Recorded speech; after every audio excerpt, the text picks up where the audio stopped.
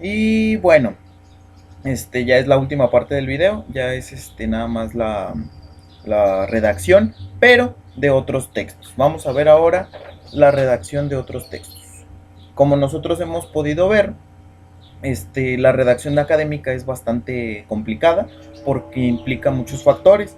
Tenemos que tomar en cuenta si nosotros vamos a decir nuestro texto en voz alta, si lo vamos a presentar, si lo vamos a enviar a alguna revista o si simplemente vamos a entregarlo para nuestra clase.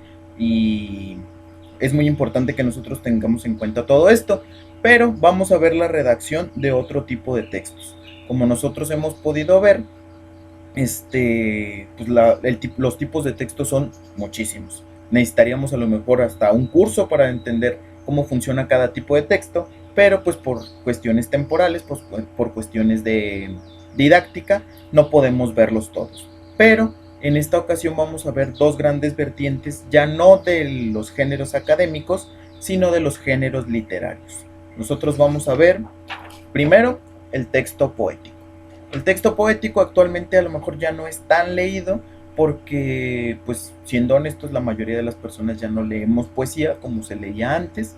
Y además la poesía nunca ha sido un género muy popular entre, pues, entre las personas de a pie, ¿no? Siempre vemos la poesía como muy lejana, como muy cosas que no se entienden, muy cosas que solamente se entienden los poetas, no sé.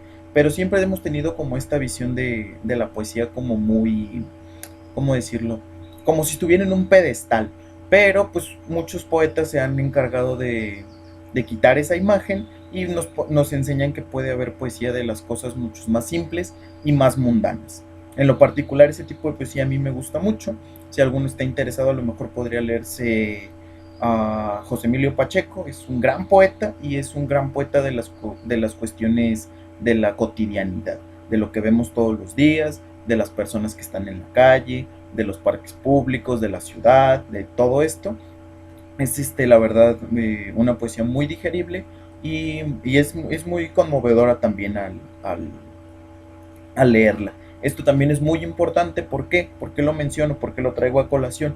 Porque el texto poético lo que tiene que hacer es mover al lector, es conmoverlo, es mover sus sentimientos, no importa cuál, a lo mejor le va a mover el sentimiento amoroso, a lo mejor el de a la pérdida de algún ser querido, a lo mejor del nacionalismo, depende. Los temas en la poesía son muchos y muy variados y su propósito principal es el deleitar, es el conmover.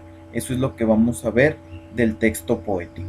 La poesía no puede tener una definición como tal en sí misma, sino que hay muchas aproximaciones. Nadie puede decir la poesía es esto y esto y esto y esto. No, la poesía se rige por sus propias reglas, tiene su propio universo, tiene sus propias características y siempre van cambiando, siempre están mutando, nunca son las mismas. Para, para muchos la poesía es, bueno, más bien, en un tiempo la poesía fue una cosa, para los griegos fue otra, para los romanos fue otra, para los franceses fue otra, para los españoles fue otra, en el siglo XV fue de una manera, en el siglo XVI de otra, en la actualidad es muy diferente. Entonces por eso no podemos hablar de una definición tangible de la poesía, porque siempre va a estar modificándose, siempre va a estar cambiando y siempre va a obedecer a las cuestiones temporales e históricas. Siempre va a ser diferente según la época de la que estemos hablando. Es un género muy complicado, pero también ha sido como muy satanizado, pero no en el sentido de lo malo, sino de que a lo mejor nadie lo lee porque piensan que es muy aburrida, que esas cosas nadie las entiende, que eso para qué sirve y tal, ¿no? Entonces, si pueden leer poesía de vez en cuando, a lo mejor un día que anden o muy felices, o muy tristes, o muy deprimidos, o como sea que anden, pero a lo mejor van a llegar al momento preciso. Salvador Elizondo decía que los libros llegan en el momento preciso a la vida de las personas. Entonces, a lo mejor a ustedes todavía no les ha llegado, a lo mejor ya les pasó, a lo mejor son grandes lectores de poesía, no sé, pero a lo mejor están esperando a encontrar el poema, el libro, el cuento, lo que sea, adecuado en el momento adecuado. Entonces, si por ahí algún día están aburridos y dicen, bueno, pues vamos a ver qué hay de poesía en internet o lo que sea. Y si pueden leer, lean poesía. Lo que sea de poesía está bien. Entonces, eso por parte del texto poético. Después vamos a ver el texto narrativo. El texto narrativo es mucho más cercano a nosotros porque es el que vemos todos los días, es a lo mejor el que nos enseñan más también en la escuela. Desde que somos niños siempre estamos viendo cuentos, siempre estamos viendo novelitas cortas, siempre estamos viendo fábulas y vemos fragmentos de obras de teatro. La narrativa sí es mucho más enseñada, sí es mucho más didáctica, pero no por eso es un género menor o un género sencillo. Simplemente estamos hablando de cuestiones diferentes. El texto poético tiene sus reglas características, el texto narrativo también va a tenerlos. Entonces, el texto narrativo es mucho más cercano a nosotros. ¿Por qué?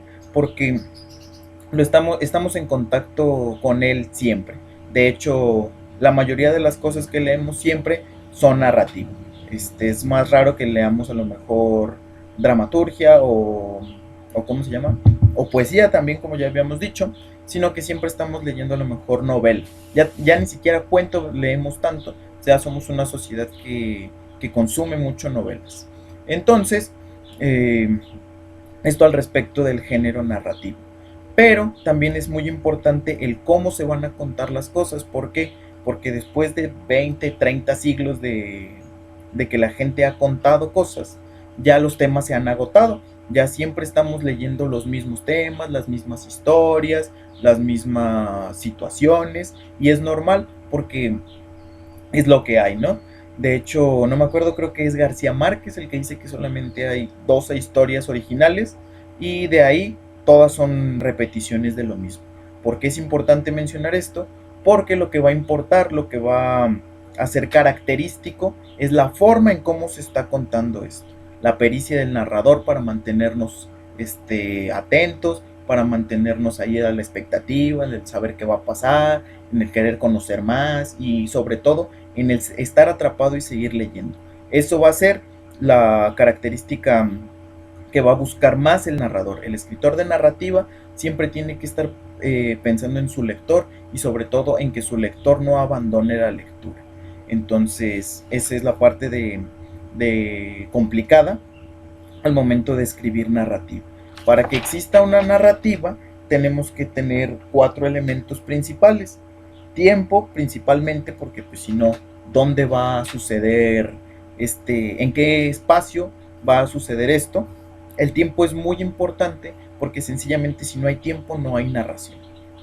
El espacio, cuáles son los lugares donde se están dando a conocer las acciones, ya sea un espacio físico, sea un espacio interior, sea un espacio a lo mejor imaginado, no importa, pero tenemos que tener tiempo, espacio, los personajes que van a intervenir en las acciones, quiénes son, qué hacen, cómo llegaron ahí, cuál es su historia, cuál es su vida, de qué manera influyen, por qué es importante que estén ahí y sobre todo también tenemos que tener un narrador, la persona que nos esté contando de qué es lo que sucede, qué es lo que pasa, qué es lo que no pasa y como sabemos hay varios tipos de narradores, omnisciente, deficiente, testigo en segunda persona, etcétera, etcétera, etcétera.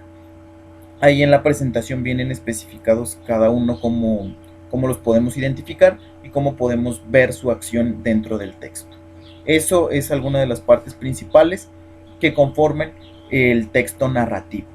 Ahora, nosotros la semana anterior realizamos un comentario crítico basado en la lectura, en las lecturas que tenían, pero esta vez vamos a hacer algo diferente. Vamos a tener dos opciones. Podemos hacer otra vez un comentario crítico al respecto de las lecturas que les voy a mandar ahora, o también pueden decantarse por experimentar un poquito más, por dejarse llevar a lo mejor por algo que no es tan común que realicemos. ¿A qué me refiero con esto? Si seguimos la recomendación de Casani que dijimos al principio del primer video, nosotros necesitamos un modelo para poder escribir nuestro propio texto. Entonces, si nosotros queremos escribir un poema, a lo mejor necesitamos leer algunos poemas para nosotros poder realizar uno.